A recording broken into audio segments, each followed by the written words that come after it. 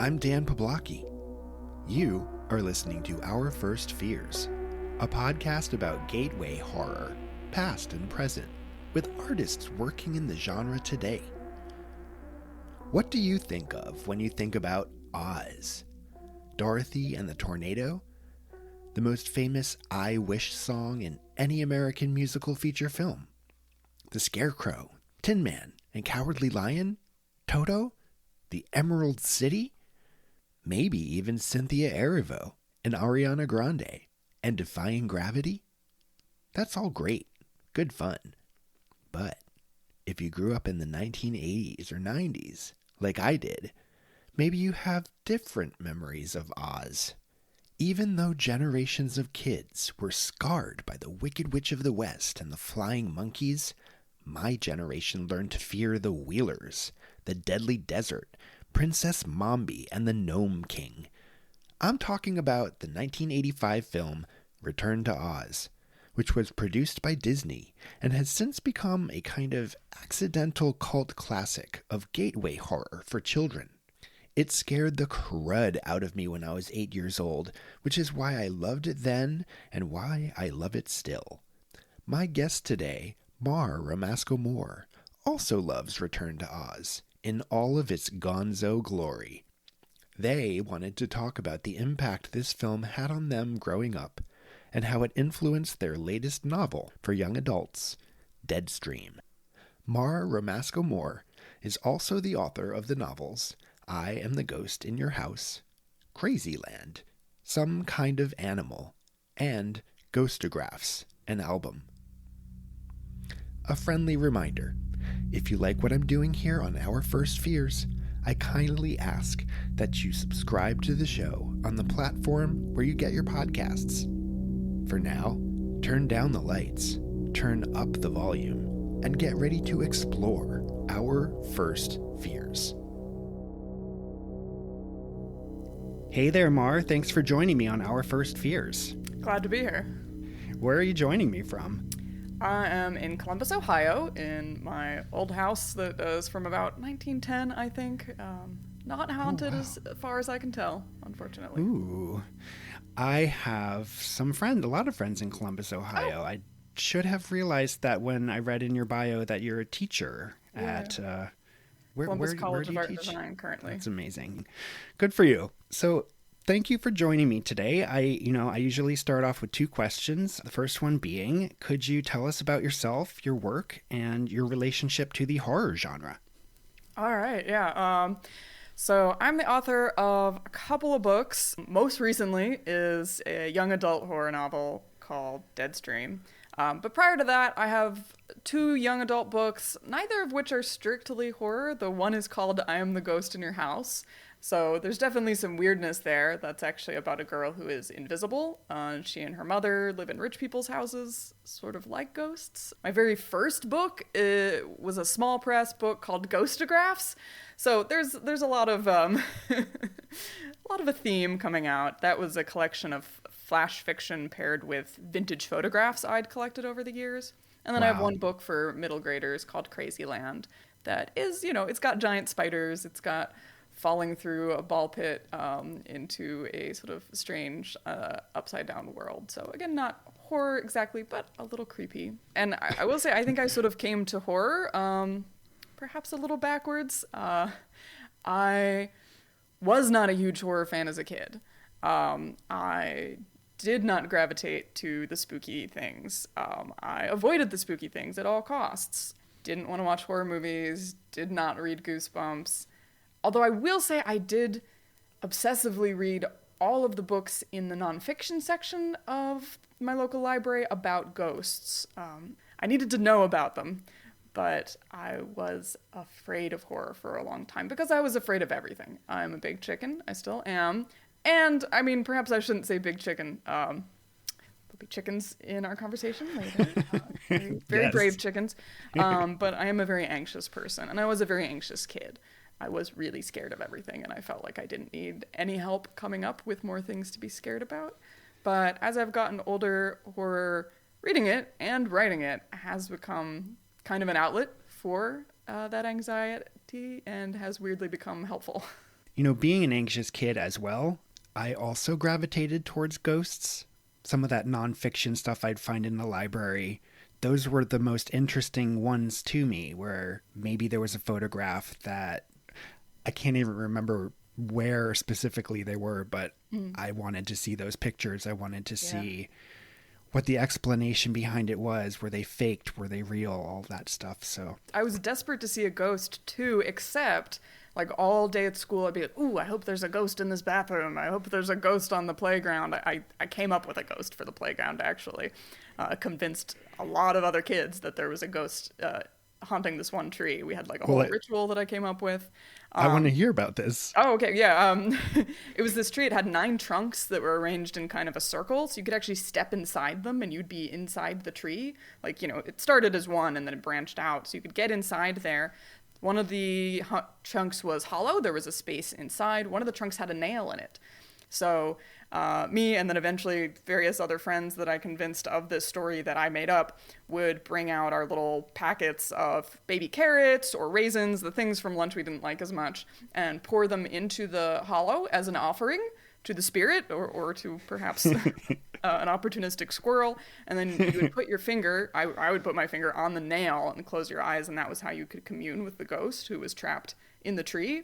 But I just made that up, and I had some details about the ghost too, but I convinced a lot of people of it, and I sort of half convinced myself. So yeah, I was desperate to see a ghost, except as soon as it got dark and I was like laying awake at night, I have to say I have become a little bit of a skeptic because I've read so much about the way that the brain produces hallucinations. I love the term hypnagogic hallucination or hypnagogic jerk, that thing where you're like falling asleep and then you feel like you're falling. When I first read about that, I was fascinated. And the way that as we fall asleep, our brains will kind of mix dreams and awakeness. When I think back to those memories of me, again, as a kid, we had these hot water heaters that would kind of burble, and there was like an old lady's voice and a kid's voice, and I would sort of listen to them have conversations. They were sort of indistinct. I look back now and I'm like, was it haunted? Was my brain just providing me a little bit of, nighttime entertainment? I don't know. Yeah, I mean, I think what you're saying about daytime versus nighttime, you're alone at night, whereas during the day you were with your friends on the playground and you knew you were making something up, whereas at night you're by yourself in the dark in your bed. And yeah, of course, that's going to be a little bit scarier. As for the hypnagogic stuff, I've sort of kind of entertained myself sometimes. If I'm reading late at night before bed and I get a little sleepy, I'll start to, it's a common thing, but you'll start to sort of drift off. And in my head, I'm hearing voices in another room. And I know it's not real. It might be music in another room, but it's always sort of vaguely nearby. And I have no illusions that it's a haunting or anything. I know it's definitely my own head, the dreams sort of coming on as I'm falling asleep. But I think it's kind of fascinating to I find that so experience fascinating, that, even if I can find scientific explanations that perhaps, give us the reasons, but they don't give us why those specific. I mean, I find dreams fascinating. So. Oh, for sure. I mean, I'm sure L. Frank Baum found dreams fascinating as well. Yeah. We can talk a little bit about that when we start talking about the topic that you brought to the podcast. But before we do that, I have another question that I ask all my guests, and that is, do you recall the first time you ever felt frightened? Yeah, I mean, and I almost want to answer that with dreams, because I had very vivid nightmares from the time I think I was a pretty little kid, to the extent that I remember some of those nightmares now as vividly as if they were actual memories, and I do often wonder, because from a very young age, I had very violent dreams too, There was gore and beheadings, and I didn't watch horror movies, so I don't know where that stuff came from exactly. But honestly, my absolute earliest memory, I can date it to being about 2.5 because we moved when I was 3, so I know what house we were in. And it's just me, it's a little kid. I'm in a cold, dark house, and I'm staring up the staircase, and I know my mother's up there somewhere. I'm just sort of frozen down there at the bottom of the stairs, and I don't call out to her, I don't think, but I want to, and I'm just terrified in that memory. And I don't have much context for that, but it certainly feels like a very haunted memory, and it probably stuck haunted, not literally perhaps, but I felt very alone, and, my mother was not that far away. I think she was just upstairs, but you can sort of imagine it in a horror movie, staring up those dark stairs and not being able to do anything. Did you ever see the movie The Changeling with George C. Scott? I haven't seen that one, no. I'm not sure what the context is, but he's in a haunted house. He's by himself. Or he's in an old dark house and he's by himself and he believes it's haunted. And there is a scene with a staircase and a little rubber ball that keeps hopping down the staircase toward him. But him looking up that staircase into the dark is sort of etched in my memory as an experience watching that. It's a very, very scary image. So I can imagine, you know, as a kid also, that sort of relating to your own dream there. Yeah. I don't know if I should go watch that or avoid it because it would scare me too much then. It's a good one. It's a weird movie. I think it's pretty effective. You know, it has all of the qualities of a fun 1970s ghost story picture until the ending, which gets pretty wackadoo. All right. Well, speaking of dreams and dreams affecting children and scaring them, let's talk about Return to Oz. Return to Oz is a 1985 film from Walt Disney Pictures.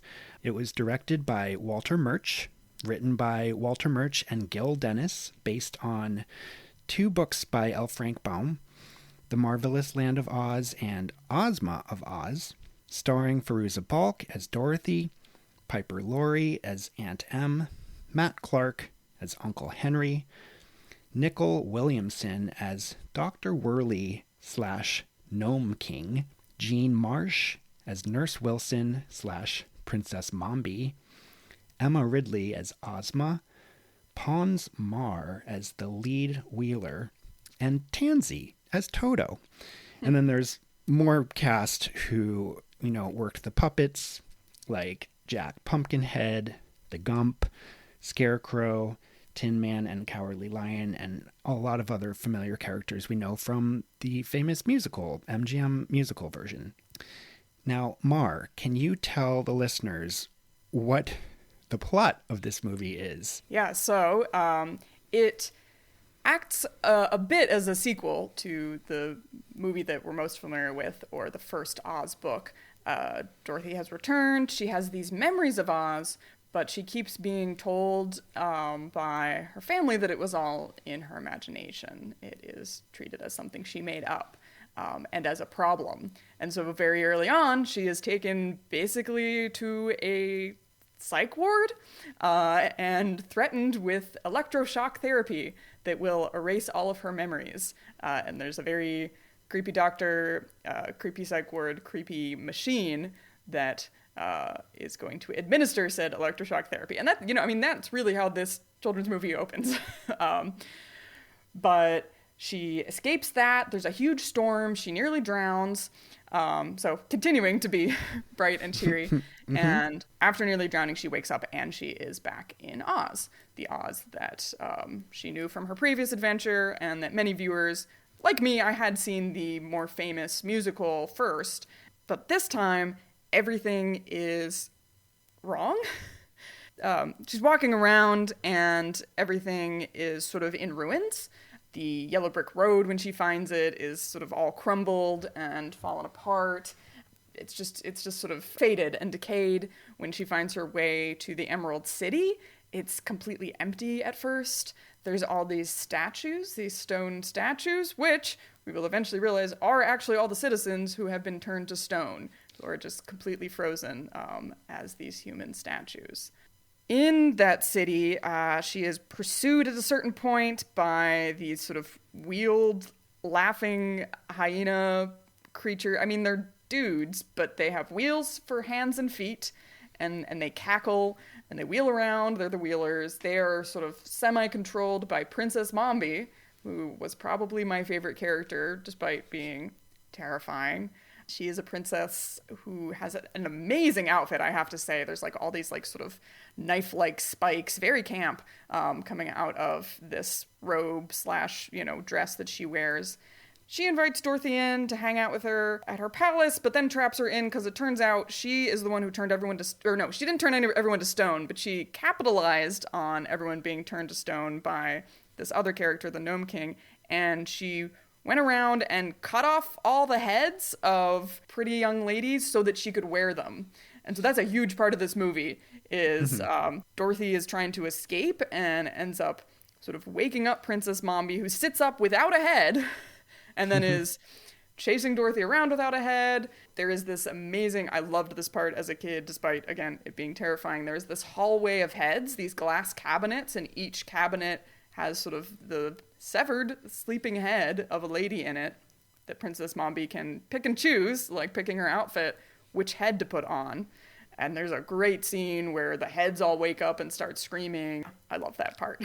Terrifying. There's some more adventures there. There's a powder that you can sprinkle on anything and it comes to life. So there's this sort of slightly goofy, although if you think about it, slightly weird creature who is like two sofas and a moose head strapped together. That character has some existential crises.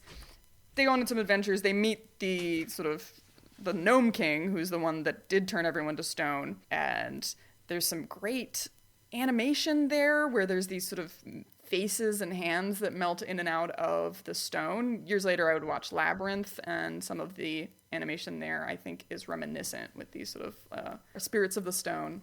There's some really psychedelic imagery at one point where she's falling into the mountain, and it really looks like an acid trip. Oh, totally. I was rewatching it last night and completely forgot how very Alice in Wonderland that moment was. Yeah, I rewatched it not that long ago because I wanted to show, a couple of months ago maybe, last year, I wanted to show my roommate who had never seen it, and for me at least, it held up. I still love this movie. I mean, the reason I want to talk about it is it was that movie that I became obsessed with as a kid. I watched it multiple times, but I also I developed a fairly ornate ritual around watching it. I had to have be eating a certain thing and drinking a certain thing, a milkshake, which is not obviously, I don't know. I was a weird kid. I would later be diagnosed with OCD as well, but I'm not sure exactly why I had rituals around this movie. I just loved it.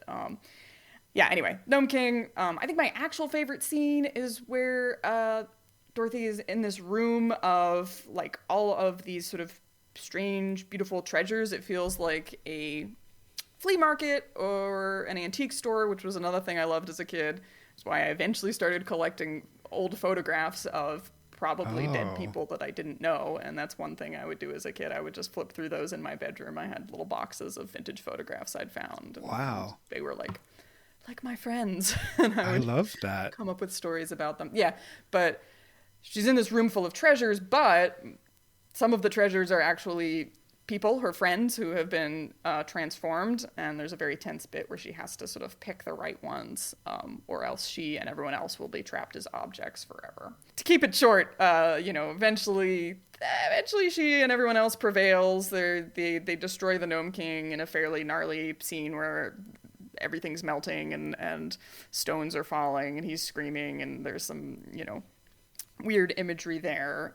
And we meet all of the Lion and the Tin Man and all of them and the Scarecrow who had been transformed to stone. They are, instead of being portrayed by people in this version of the movie, portrayed by puppets, which do feel kind of uncanny to me. Those aren't supposed to be creepy.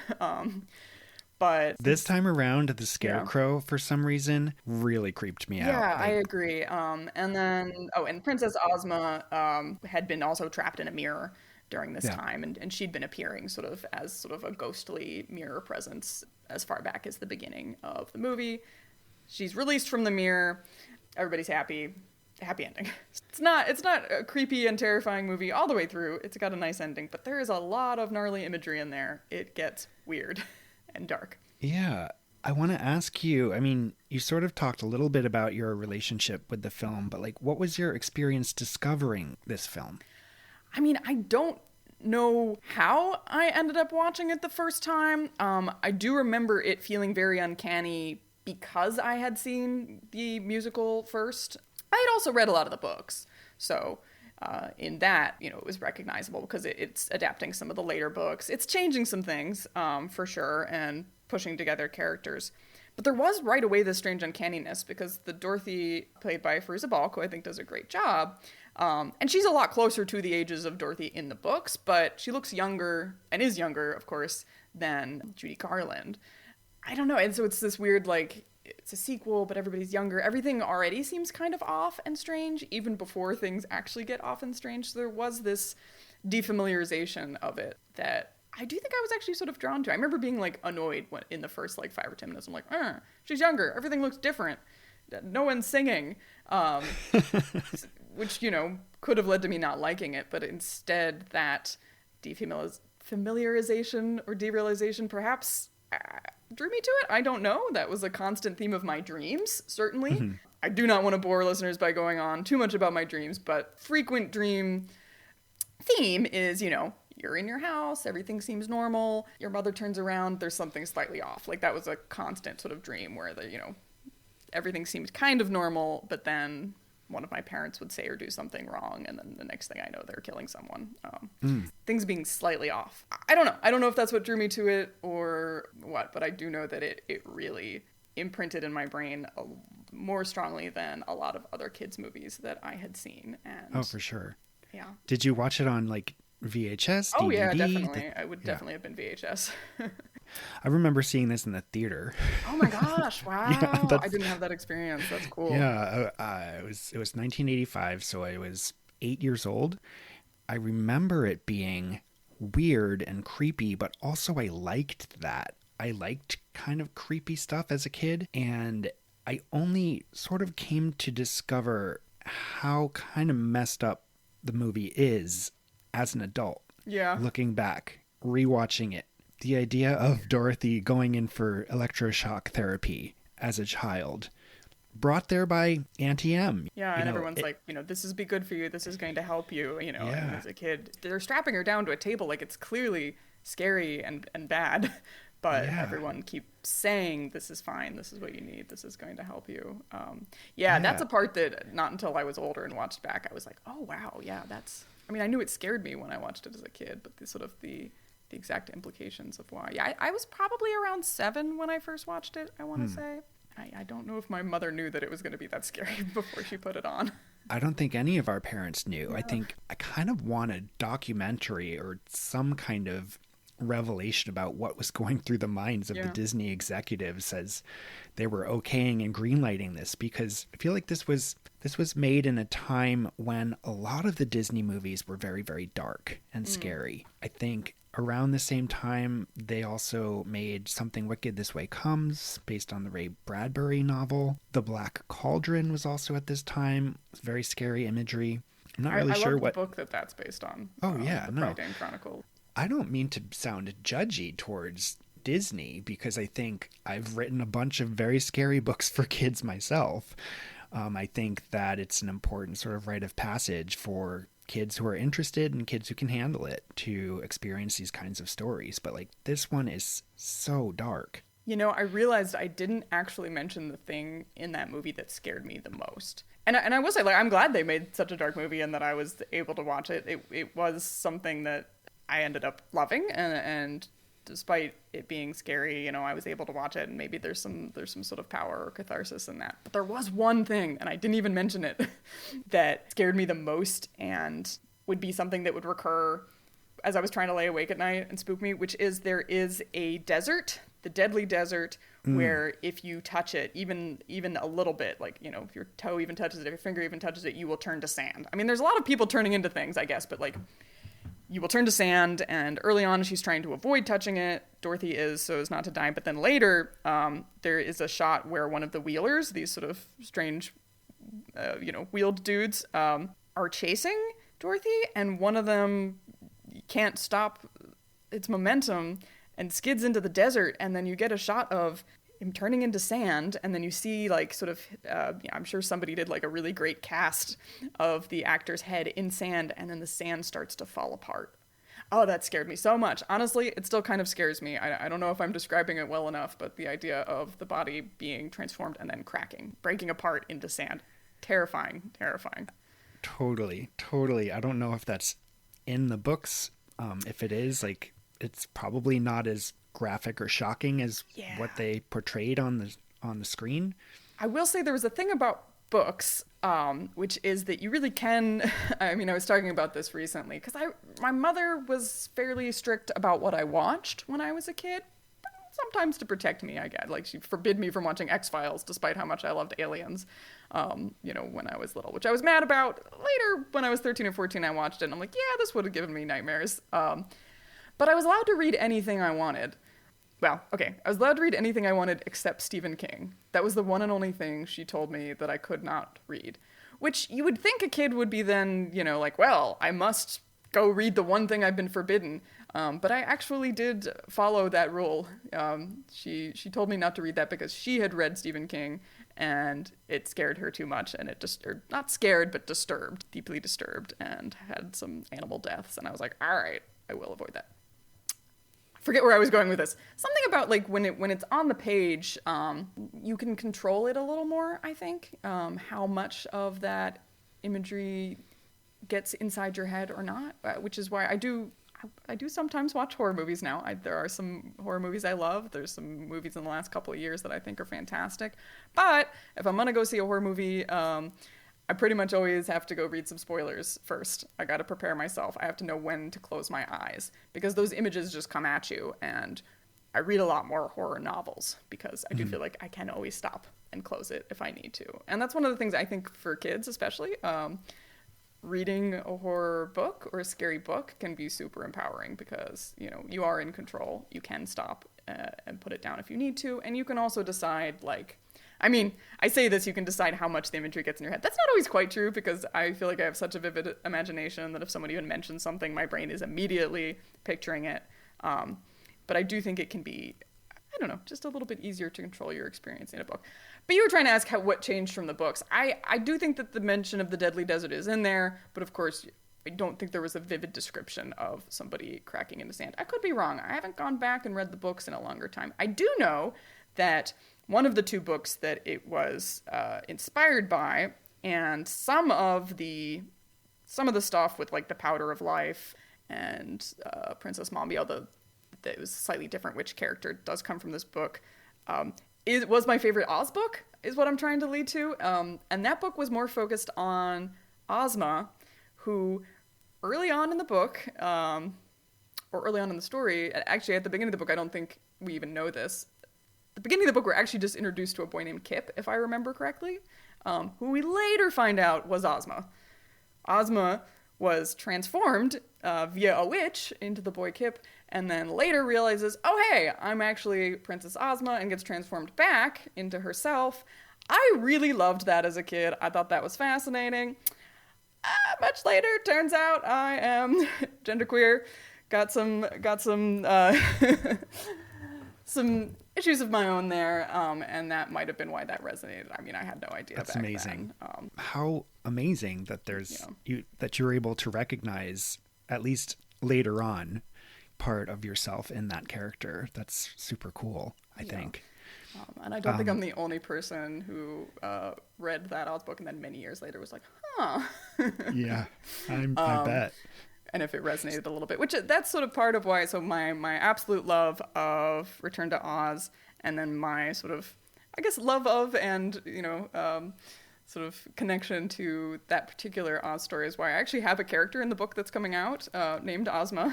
A little bit of a tribute there, which is part of why I was literally, it's like a note on the page. I was just about to ask you about this. Yeah. Yeah. So you have a character in your new novel, Deadstream. Is Ozma their streamer name or? Yeah. So that's a character who she is, she's trans and she's not able to be fully out to her family. But she is fully out online, and she picked Ozma initially as just her streamer name, but then it is also her chosen name that she goes by. So why don't you, since we're here and talking about this, can you tell the listeners about your new book? Yeah, happily. So I guess I will preface by saying I mentioned that I came at horror a little sideways when I was younger. Sort of I had to edge into being comfortable watching any horror movies. I was taken to see The Ring at one point in theaters, and that certainly horrified me. And I've grown into a love of horror. I do now seek out and love horror books and horror movies. But I actually had an editor who worked on some of my other books said to me at one point, I'd love to see you write horror. Because my other books have a lot of sort of maybe darker or creepier elements, but they are not genre horror. They're not trying to be horror. And they're often actually a little darker and creepier than I meant them to be. For my book for kids, I thought I was writing a completely funny, happy, silly adventure romp. Yeah, sure, it had, giant spiders and giant women who are trying to, with sort of black button eyes that are trying to eat you, and uncanny copies, disappearing mothers, whatever. I didn't realize I was writing a creepy thing, and then the editor was like, "Oh, this might be too creepy for kids," and I'm like, "Is it?" And I think that's because my favorite movie as a kid was Return to Oz. Right. Turns out I like the dark stuff. Yeah, so she said, "Can you write horror?" And I was like, "No, I'm too chicken. I'm too scared. I should probably stop calling myself chicken." Because I didn't even mention we didn't even bring up the chicken. the plot. The plot. Toto's in the beginning, Toto the little dog, but when she actually ends up in Oz, Dorothy is instead sort of sidekicked by a chicken. Bellina, I think. I want to say Bellina. A delightfully sassy talking chicken, who is played by a real chicken, and who ends up being the one who ultimately defeats the Gnome King. Yeah. So amazing. Perhaps I should embrace the term chicken and be a brave. Be a brave chicken. Be a brave chicken. Yeah. At first, I thought I couldn't write horror because I was like, "Oh no, I'm too scared." I don't know. I wasn't sure I could, but the more I thought about it, the more I got excited about an idea I had. And as I have written it, it turns out, I mean, the reason I thought I couldn't write horror is, my head is constantly full of dark thoughts, anxieties, violent imagery that just crops up as, intrusive thoughts or as fears. And channeling a lot of that into the page, into horror, turns out to actually be really therapeutic. But the idea for the novel came from the pandemic, early 2020s. I was, like a lot of people, consuming a lot of online content, watching a lot of YouTube videos. And in particular, actually, some friends and I we'd been playing Stardew Valley, which is a very, fun, cozy game. I had a little mod where I think like 8 of us could be on a single farm. We called it Party Farm. But we played through that game, and we were playing a lot because obviously we were not hanging out in person at all. We were just hanging out online. And so then a friend was like, "What if we had a Minecraft server? Start a Minecraft server. That would be a great way that we could all hang out in a game." I watched some YouTube videos to know what had changed. The algorithm took over and was like, "Oh, you want to watch Minecraft. You want to know about gaming." And it started throwing me more and more videos. And I became fascinated. I fell down this little rabbit hole. It was kind of fun and comforting to watch various people playing games. Some of the videos would be people uploading their live streams from Twitch, and that led me over to Twitch. And I'd been aware of it, but that hadn't been a world that I'd looked into. And so I was enjoying it. I was like fully enjoying it as a consumer, but there were also some elements of it that just seemed weird. Twitch is like what? Like just for the layperson. Yeah. Yeah, I mean, it's a platform like YouTube, but instead of sort of pre-filmed videos, it is meant for people to go live. And a lot of them traditionally would be playing a video game. So I'm playing a video game. There's maybe a camera that's capturing my face in the corner, and then the rest of the screen is the gameplay. And then you can watch me play it live, and I'm kind of commenting. I've never actually streamed, but if I was the streamer, I can also sort of see a little chat room where people who are watching can type to me, and I can read that. It's been going on for quite a few years, but it really had a huge surge in popularity during the early years of the pandemic, understandably. Yeah. So you use this kind of format to create this novel, Deadstream. Yeah. All of that fascinated me, and at a certain point, this vision just came into my head of someone watching one of these live streams, and that tension that anything could go wrong. I had this idea of sort of a door opening behind them, and someone standing there. But the streamer turns and looks and can't see anything. The chat's yelling at them, like, "Look behind you, look behind you. There's something behind you, there's someone behind you." And the streamer looks and said, "There's nothing there. You guys are trying to troll me." And that scene just kind of popped fully into my head, I guess. And that is the opening scene of the book. And the whole rest of the book is exploring, those themes I talked about, the sort of the weirdness of the relationship between the viewer and the streamer. But also, of course, just sort of fun supernatural hijinks. And I had a lot of fun with The main character, Teresa, is an agoraphobic teen. She has suffered a terrible tragedy. Her friend died. And after that, her pre-existing anxiety in response to that trauma really worsened, I guess, to the extent that she feels extreme anxiety leaving her room, and her world has kind of condensed. And she's a streamer. She's like a small-time streamer, who gets, a couple of dozen viewers. And that's true over on Twitch. Like, there's a lot of small streamers and then a couple of huge streamers who will get, like millions of views.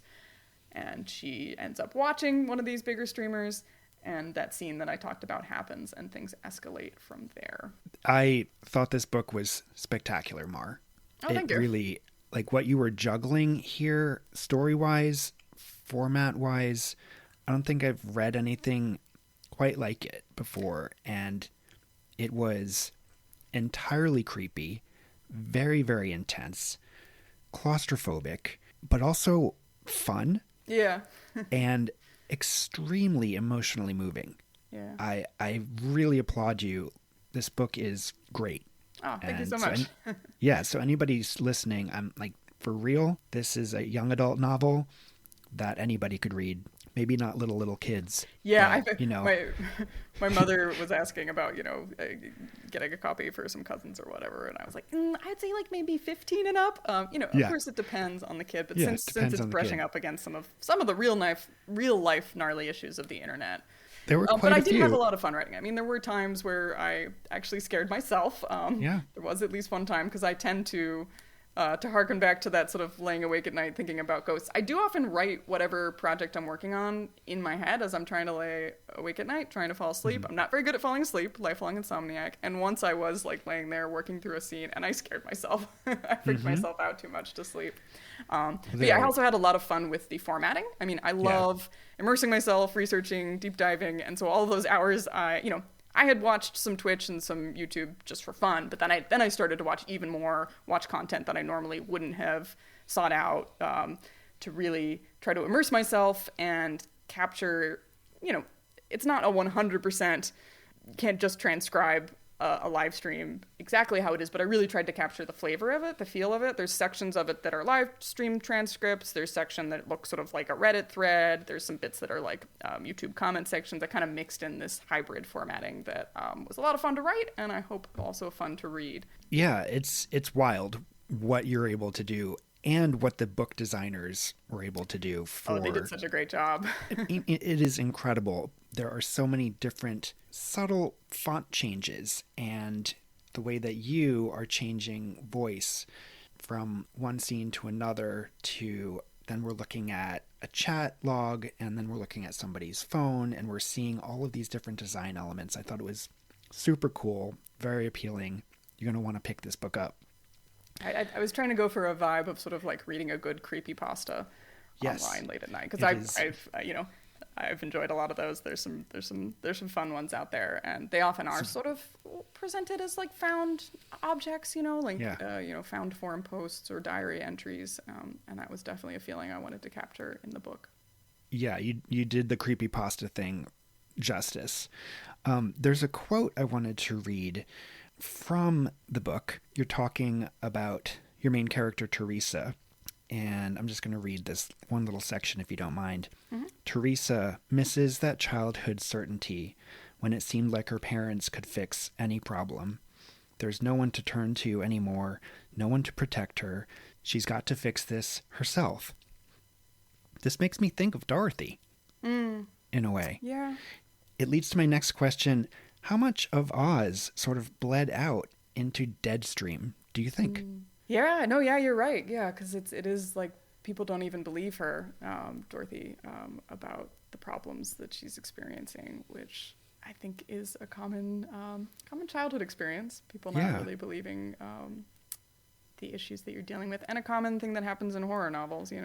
Someone sees what's wrong, someone sees the darkness, and no one believes them, and that's definitely something that happens with Teresa early on.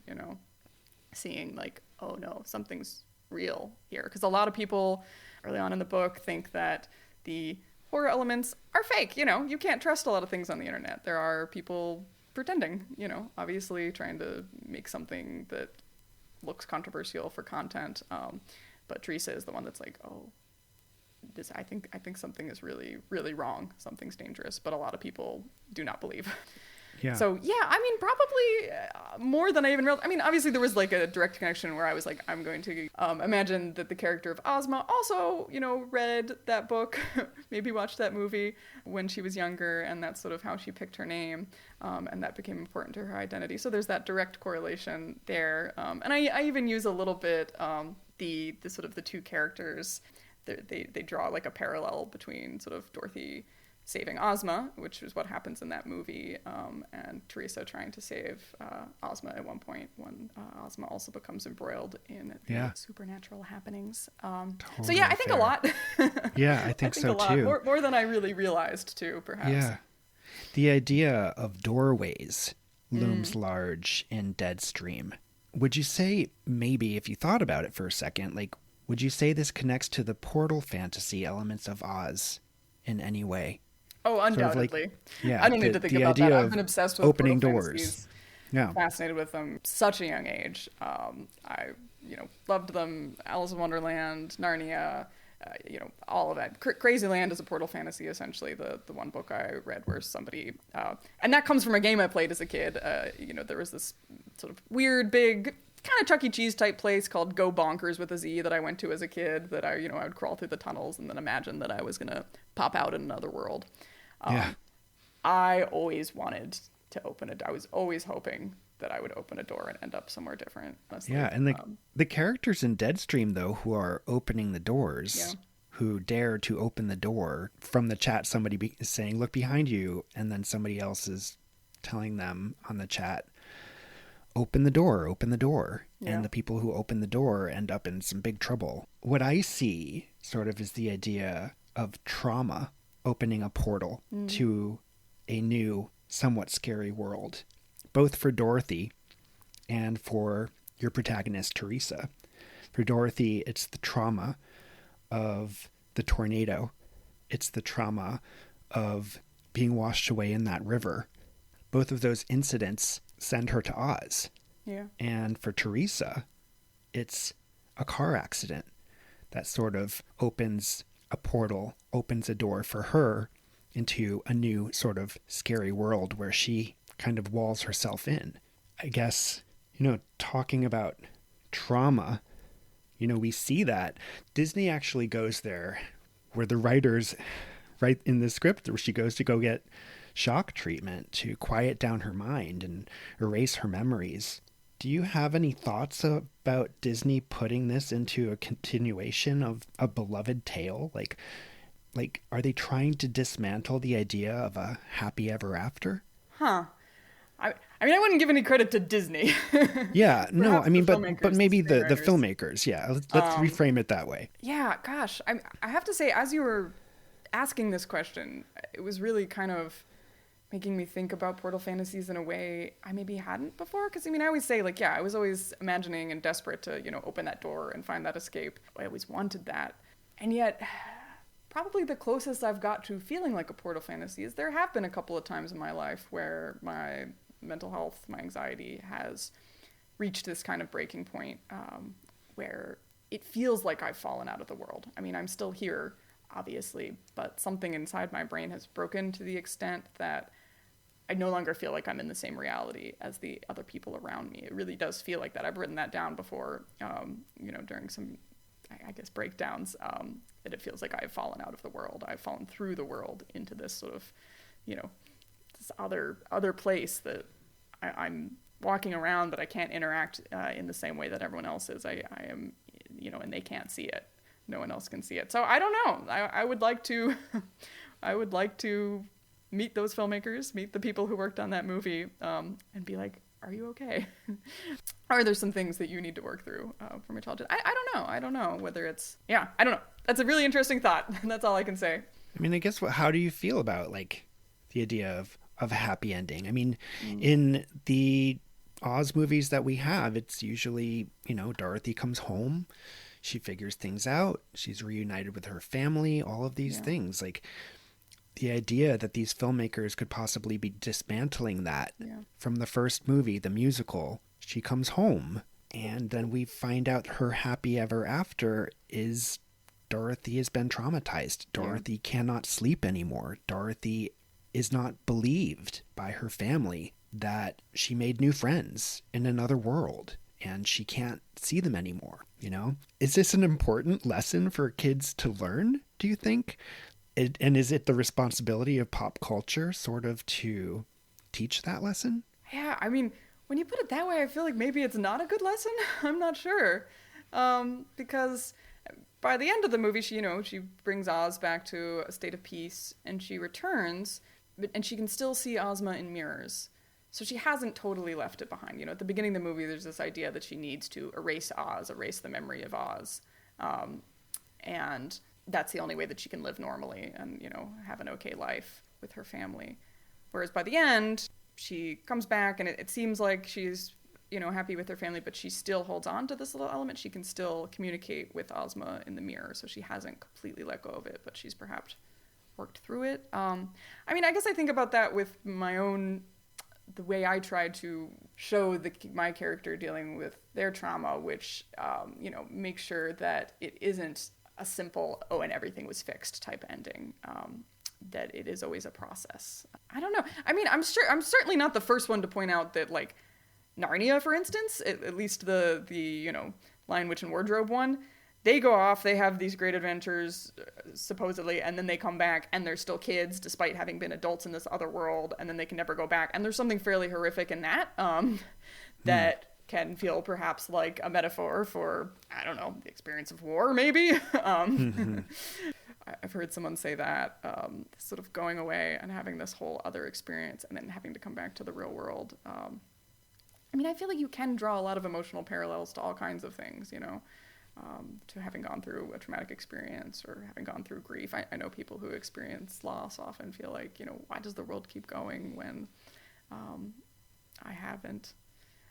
Yeah, it sort of brings me to, I guess, one final question I want to sort of talk about, thinking about these movies, or this movie in particular, Return to Oz, being made for kids. Yeah. It's sort of, when it came out in 1985, I believe it was a box office flop. Yeah. I think it had a budget of like $28 million, although maybe that's incorrect. And I think it only made 1.1 million. But what Disney did in making this film for kids that is so dark and so strange that it eventually sort of became a cult film, right? Yeah. Like, we're still talking about this now. You wanted to show this to friends of yours who hadn't seen it. I've done the same thing. I'm like, have you seen this bonkers movie that Disney made in 1985 starring Fairuza Balk, the legendary Fairuza Balk? And, sort of coming to it later on is a completely different experience, I think, for the adults than for the kids who discovered this in real time. And I guess my question is, as it connects to Dorothy's experience and Dorothy's trauma as portrayed in this film, at what age do you think is it appropriate to discuss the nuances of a story's ending, whether it's happy or unhappy? Yeah, I guess I do think that a lot of times the discussions that are had around protecting children from dark things are kind of false conversations, because children live in the world, and there are dark things in the world. And children, I think, pick up and understand more than we often give them credit for, even if you are trying to hide things from them, for instance, if adults are having issues and they're trying to hide their struggles. A kid will pick up on that. They're not stupid. They're just inexperienced. Kids don't have as much experience. So I think the idea of trying to hide the existence of darkness from kids is really counterproductive, especially if you are a little kid like me who is, haunted by violent nightmares, sometimes, violent thoughts. I would come home on the bus every day and I would sort of mentally go through okay, what if I come home and the house is burnt down? What if I come home and my parents are dead? I had to imagine all of those bad things. I felt like that was protective so they wouldn't happen. I had a lot of things I was scared of, a lot of these dark thoughts. If all I was ever presented with is sort of positivity and happy and it's good and everything's safe, that was actually just alienating. That wouldn't make me feel better. That wouldn't comfort me.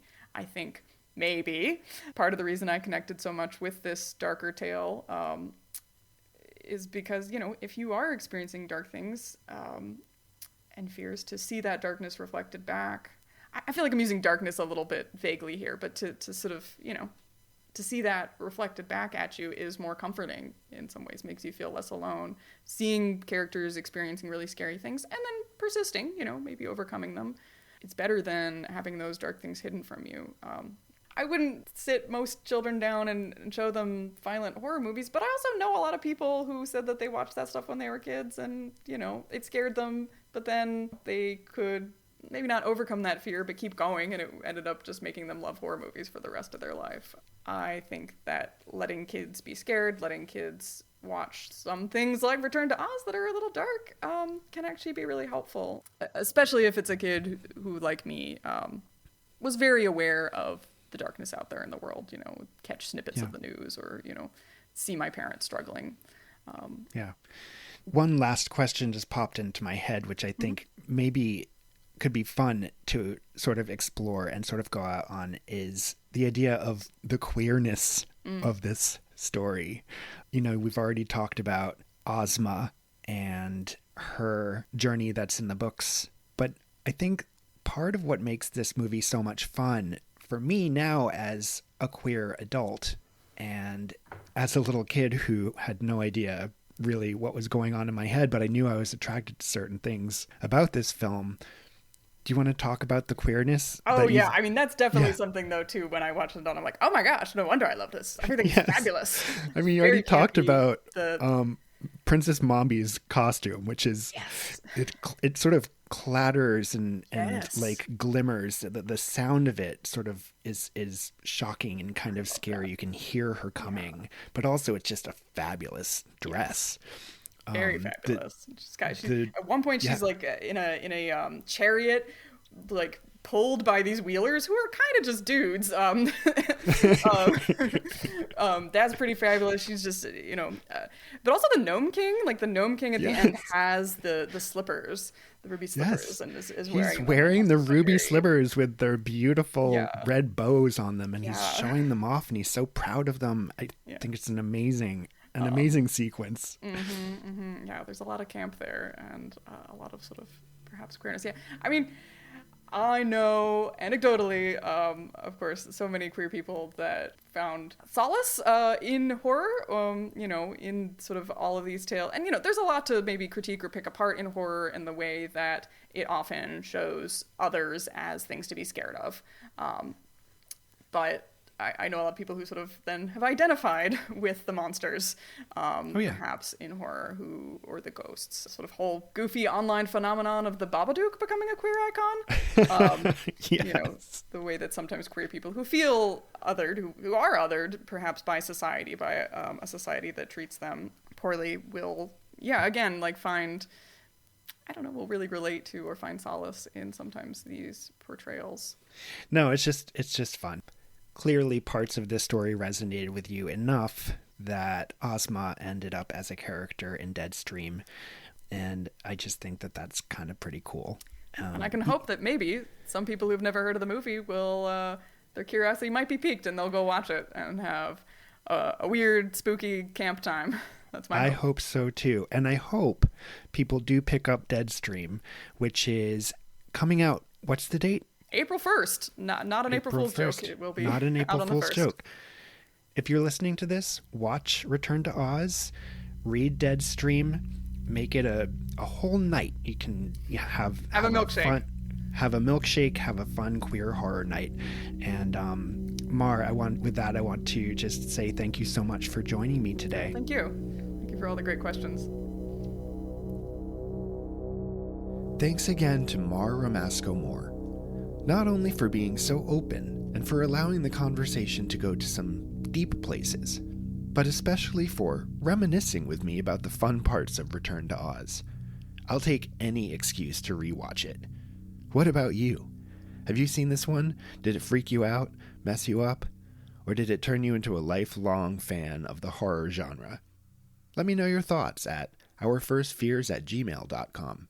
Mar's latest book, Deadstream, is out now. I highly recommend it, especially if you're into books that play with format in ways that meddle with your mind. And if you don't mind listening for a few more seconds, I'd love if you'd check out my recent books too. Tales to Keep You Up at Night and More Tales to Keep You Up at Night are available in paperback now from Penguin Workshop. And you can also pre-order my upcoming picture book, My Brother's Butt is Haunted. In fact, I really hope you do. Pre-orders help us authors more than you might imagine. Anyway, there's an order link for all of my books on my website, www.danpoblocki.com. Thanks so much in advance. If you'd like to find me online, I'm still on Instagram at danpoblocks and at Our First Fears, and on Blue Sky at danpoblocki.bsky.social. If you do want to get in touch, let me know. Do you recall the first time you felt frightened? For real, write to me and let me know. I may just read your story on an upcoming episode, if you let me. Thanks again for your precious time. I'm Dan Poblocki, wishing you sweet dreams and pleasant nightmares.